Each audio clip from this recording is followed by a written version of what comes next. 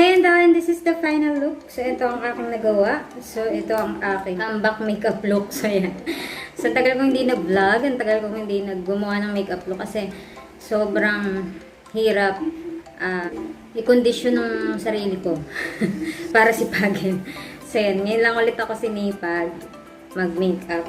So nagtry ako ng mga bagong product. So ito yung bago kong tinry, yung polish. Ayan, ang dam yung kanyang style. Ito siya. Ayan. At itong kanilang glue.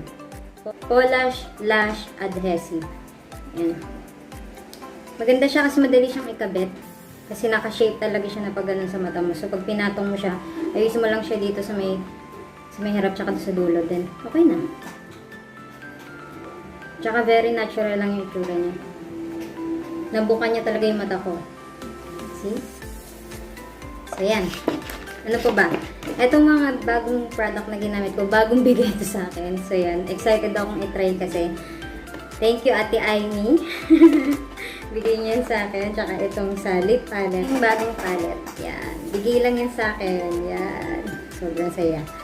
So, yan, Dalan. Sana nagustuhan yung video na to. At kung nagustuhan nyo, don't forget to like, share, and subscribe to my channel. Bye, Dalan!